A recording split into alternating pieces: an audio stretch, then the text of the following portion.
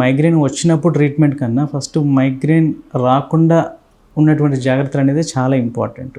Okay, so ఒకసారి migraine వచ్చినప్పుడు దానికి 2 రకాల ట్రీట్మెంట్ ఉంటుందండి. ఒకటేమో నాన్ ఫార్మలాజికల్ అంటే వితౌట్ మెడికేషన్స్, ఒకటి విత్ మెడికేషన్స్. సో మైగ్రేన్ వచ్చినప్పుడు వాళ్ళు మూమెంట్ చేస్తే హెడేక్ అనేది ఎక్కువ అవుతుంటుంది. సో అందుకే వాళ్ళు ఒక చీకటి గది లోపలికి వెళ్ళి కదలకుండా రెస్ట్ తీసుకోవాలి. తర్వాత కొంచెం మందికి ఐస్ ప్యాక్ పెట్టుకుంటే కొంచెం తగ్గుతుంది. కొంచెం మందికి హాట్ బాత్ వేడినీళ్ళ స్నానం చేసినప్పుడు కూడా కొంచెం మందికి తగ్గుతుంటుంది. సో దాంతోపాటుగా డీప్ బ్రీదింగ్ ఎక్సర్సైజెస్ చేసుకోవాలి. తర్వాత యోగా. సో అలాంటి చేస్తే కొంతమందికి హెడేక్ అనేది తగ్గుతుంటుంది. కానీ కొంతమందికి హెడేక్ తగ్గదు. సో వాళ్ళకు ట్యాబ్లెట్స్ అవసరం పడుతుంది. వాటిల్లో ఏదైనా పెయిన్ కిల్లర్స్ అంటే NSAIDs ఉంటుంది. కొంతమందికి అంటే ఓవర్ ద కౌంటర్ మెడికేషన్స్ ఏదైనా పారాసిటమాల్ కానివ్వండి, బ్రూఫిన్ కానివ్వండి, ఆస్పిరిన్ కానివ్వండి, దీంతో తగ్గుతుంటుంది. కొంతమందికి దీంతో కూడా తగ్గదు, అంటే వేరే సపరేట్ మెడికేషన్స్ అంటే అబార్టివ్ మెడికేషన్స్ అని చెప్పేసి అంటాం. సో ఆ మెడికేషన్స్ అవసరమైతే అది స్పెషల్గా ట్రిప్టాన్స్, ఎర్గోటమిన్స్, ఈ మెడికేషన్స్ అనేవి మనం అక్యూట్గా స్టాప్ చేయడానికి యూజ్ చేస్తాం. సో మైగ్రేన్ అనేది ఒక క్లినికల్గా మనం ఓన్లీ సిమ్టమ్స్ని బట్టే డయాగ్నోసిస్ చేస్తామండి. దీనికి స్పెసిఫిక్ పరీక్షలు అనేవి ఉండవు.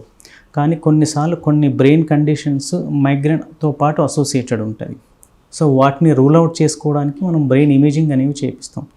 కొన్నిసార్లు మైగ్రేన్ ప్లస్ ఏమైనా బ్రెయిన్లో ట్యూమర్ ఉండే ఛాన్సెస్ ఉంటుంది, క్లాట్ ఉండొచ్చు, ఓకే, తర్వాత ఇన్ఫెక్షన్స్ ఉండొచ్చు.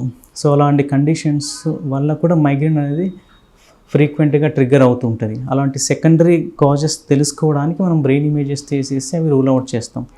అంతే తప్ప మైగ్రేన్కు స్పెసిఫిక్గా ఈ పరీక్షలు, కన్ఫర్మేటరీ పరీక్షలు అనేవి మాత్రం లేదు. ఇది ఓన్లీ క్లినికల్ డయాగ్నోసిస్, అంటే మనం పేషెంట్ సిమ్టమ్స్ని బట్టి ఈ మైగ్రేన్ అనేది డయాగ్నోసిస్ చేయొచ్చు. సో మైగ్రేన్ అనేది ఫుడ్ వల్ల, అంటే కొన్ని రకాల ఫుడ్ వల్ల అది ట్రిగ్గర్ అవుతుంటుంది. సో కాబట్టి వీళ్ళు కొన్ని రకాల ఫుడ్ అనేది అవాయిడ్ చేయాలి. సో దాంట్లో మెయిన్గా అవాయిడ్ చేసేదంటే చాక్లెట్స్ ఒకటి అవాయిడ్ చేయాలి. తర్వాత కెఫీన్ కంటైనింగ్ అంటే డ్రింక్స్, అది కాఫీ కానివ్వండి, టీ కానివ్వండి, అవాయిడ్ చేయాలి. తర్వాత ఒకటి processed food, okay, processed meet, తర్వాత ఫ్రోజన్ ఫుడ్ అంటే నిన్నటి ఉడకబెట్టి ఈరోజు తినడం అలాంటివి చేయొద్దు. తర్వాత చీజ్ ఐటమ్స్ అవాయిడ్ చేయాలి, ఎందుకంటే చీజ్లో థైరమిన్ అనే ఒక హార్మోన్ ఉంటుంది. సో దీనివల్ల కూడా హెడేక్ ట్రిగ్గర్ అవుతుంటుంది. తర్వాత కొంచెం మంది ఏంటంటే ఆర్టిఫిషియల్ స్వీట్నర్స్ అనేవి ఎక్కువ వాడుతుంటారు. అంటే అది కొంచెంమంది డయాబెటిక్ వాళ్ళు ఎక్కువ స్వీట్ చక్కెర తీసుకోకుండా వేరే ఆర్టిఫిషియల్ స్వీట్నర్స్ అనేది కొన్ని రకాల ఫుడ్లా, డ్రింక్స్లో కలిపి ఇస్తుంటారు. సో దాంట్లో ఆస్పర్టేట్ అనే ఒక హార్మోన్ ఉంటుంది. సో దీనివల్ల కూడా హెడేక్ అనేది ఎక్కువ అవుతుంటుంది. ఓకే, సో దాంతోపాటుగా meet, especially processed meet, so అది అవాయిడ్ చేయాలి. తర్వాత ఆల్కహాల్ మెయిన్గా red wine, so red wine అనేది అవాయిడ్ చేయాలి. ఓకే, సో ఇవి మెయిన్గా ఈ ఫుడ్ అవాయిడ్ చేసిందనుకోండి వాళ్ళకు చాలా మటుకు హెడేక్ అనేది ట్రిగ్గర్ అవ్వకుండా ఉంటుంది.